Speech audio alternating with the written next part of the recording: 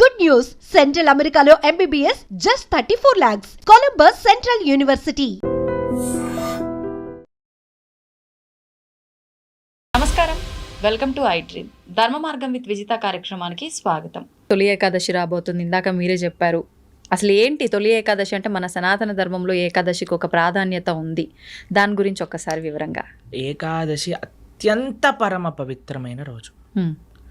ఏకాదశి ఉపవాసం, ఏకాదశి వ్రతం చేయకుండా ఎవ్వరు ఉండకూడదు. ఏకాదశి వ్రతం చేస్తే అన్ని వ్రతాలు, నోములు, పూజలు చేసిన ఫలితం వస్తుంది. ఏకాదశి వ్రతం చేయకుండా ఎన్ని చేసినా ఫలితం ఉండదు. అత్యంత ముఖ్యమైన వ్రతం హిందువుకి, సనాతన ధర్మానికి చెందిన వాళ్ళకి ఏదైనా ఉంటే అది ఏకాదశి వ్రతం. ఉపవాసము అంటారు. దగ్గరగా ఉండుట, భగవంతుడి దగ్గరగా ఉండుట, చక్కగా జపం చేసుకోవటం, భగవంతుడికి ఆరాధన చేయటం. ఏకాదశి ఉపవాసం ఎందుకు చేయాలి, ఎలా చేయాలి అని ప్రణవానంద దాస్ ఛానల్లో 2 వీడియోలు ఉన్నాయి, గంట సేపు. ఆ 2 చూసారనుకోండి, మొత్తం ఏకాదశికి సంబంధించిన మొత్తం తెలిసిపోతుంది. ఎందుకంటే అండి, ఏకాదశి చేయటం అనేది చాలా ముఖ్యం. ఎందుకంటే భగవత్ ప్రీత్యర్థం మన జీవితం ఉండాలి. భగవంతుడికి అత్యంత పరమ ప్రియమైన రోజు ఏదన్నా ఉంటే అది ఏకాదశి. భగవంతుడికే ప్రియమైన భక్తి అంటాం కదండి మనం. భక్తి జనని అంటే భక్తిని జనింపజేస్తుందట, మనందరికీ ప్రధానిస్తుందట. ఆ రోజు ఏది అంటే ఏకాదశి. ఏకాదశి వ్రతం చేయటం చేత భక్తి వర్ధిల్లుతుంది, భక్తి పెరుగుతుంది, భక్తి వస్తుంది అని చెప్తారు. కాబట్టి అలాంటి ఏకాదశి వ్రతం చేయటంలో అత్యంత సావధానంగా ఉండాలి మనందరం. పాపం ఎవరైనా ప్రభుజీ ఇంతవరకు చేయలేదండి, ప్రారంభం చేస్తా, ఎప్పుడు చేయాలి అని అన్నారనుకోండి, తొలి ఏకాదశి లేదా దేవశయనీ ఏకాదశి అంటారు దీన్ని. భగవంతుడు ఆ రోజు యోగ నిద్రలోకి వెళ్తారట. గురక నిద్ర కాదు, యోగ నిద్రలోకి వెళ్తారు స్వామి తొలి ఏకాదశి రోజున. పార్శ్వ ఏకాదశి రోజు ఒక చేతి నుంచి ఇంకో చేతికి మారుతారనమాట. ఇలా మారుతాం కదా. దాని తర్వాత ఉత్థాన ఏకాదశి రోజు భగవంతుడు లేస్తారట. పడుకోవటం అంటే అని నిద్రపోవటం కాదు, ఆయన యోగ నిద్ర.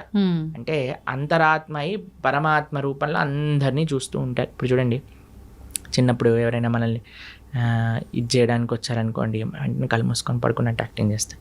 అప్పుడు వాళ్ళు ఏం చేస్తున్నారు చూస్తాను అనమాట. పర్వాలేదు, బాగానే ఉన్నారన్న, కలుపు తెచ్చి వచ్చారా మీరు అని అంటారు. లేకపోతే వాడు ఏదైనా తేడా చేశాడు అనుకోండి, వెంటనే మనం ఇది చేస్తాం. అవునా కాదు? అలాంటివి చేస్తూ ఉండే. అట్లా భగవంతుడు కూడా చూస్తున్నాడు అనమాట, ఏం చేస్తాడు వీడు నిద్రపోయినప్పుడు అని. కాబట్టి 4 నెలలు కూడా చాతుర్మాస్యము అని అంటారు. వ్రతం పడతారు, యతీశ్వరులు వ్రతం పడతారు. అందరూ వ్రతం ఉంటుంది. ఎవరెవరికి ఆశ్రమ నియమం ప్రకారంగా నియమాలు ఉంటాయి. 4 వస్తువులు మానేయాలి అని చెప్తారనమాట. 1 నెల పెరుగు, తర్వాత పాలు, తర్వాత పాలకూర ఇత్యాది ఆకుకూరలు, దాని తర్వాత మినప్పప్పు. ఇలా 4 నెలలు ఒక్కొక్క ద్రవ్యాన్ని విడిచి ధార్మికంగా ఆధ్యాత్మిక కార్యక్రమాలు చేస్తూ అలా ఉండాలి అని చెప్తారు. కాబట్టి చాతుర్మాసం అనేది అత్యంత పరమ పవిత్రమైన మాసం. భగవంతుడి యోగ నిద్రలోకి ప్రవేశించే రోజు తొలి ఏకాదశి. ఆషాఢీ ఏకాదశి, ఆషాఢ మాసంలో వచ్చే ఏకాదశి. పండరీపురంలో పెద్ద ఉత్సవం చేస్తారనమాట. ఈ ఏకాదశికి లక్షల మంది, 10-15 లక్షల మంది వచ్చి దర్శనం చేసుకుంటారు. భగవాన్ ఉన్న ఆ రోజు పండరీపురంలో లక్షల మంది తుకారాం మహారాజ్ పుట్టిన ప్రదేశం, జ్ఞానేశ్వర్ మహారాజ్ పుట్టిన ప్రదేశం నుంచి నడుచుకుంటూ పాదయాత్రగా 20 రోజులు పాదయాత్ర చేసి పండరీపురాన్ని చేరుకుంటారు. చేరుకొని గొప్ప ఉత్సవం, దిండి యాత్ర, దేహు యాత్ర అంటారనమాట. చాలా అద్భుతమైన ఉత్సవం అక్కడ జరుగుతుంది. ఇది దేవశయని ఏకాదశి, తొలి ఏకాదశి అని మనకి ఈ జూలై 6వ తారీఖున వస్తుంది. తొలి ఏకాదశి మరుసటి రోజు ద్వాదశి నుంచి మనం ఈ కార్యక్రమాన్ని ప్రారంభం చేసుకుంటున్నాం, భగవద్గీత కార్యక్రమం. ఎందుకంటే తొలి ఏకాదశి, ఒక ఏకాదశి రోజు మంచి కార్యక్రమం మనం ప్రారంభం చేసుకోవాలి. ఆ స్వామికి ప్రార్థన చేసి, ఉపవాసం చేసి, దీక్ష పట్టి, నెక్స్ట్ డే నుంచి ద్వాదశి నుంచి పరమ పవిత్రం. ఏకాదశి ఎంత గొప్పదో ద్వాదశి ఎంత గొప్పది. ఆ ద్వాదశి రోజు నుంచి మనం భగవద్గీత ప్రవచనం అనేది ప్రారంభం చేస్తున్నా. 18 రోజులు 18 అధ్యాయాలు భగవద్గీత. ప్రతిరోజు సాయంకాలం 7:30 గంటకి ప్రణవానంద దాస్ ఛానల్లో మనం వీక్షించవచ్చు అనమాట. అది విశేషం.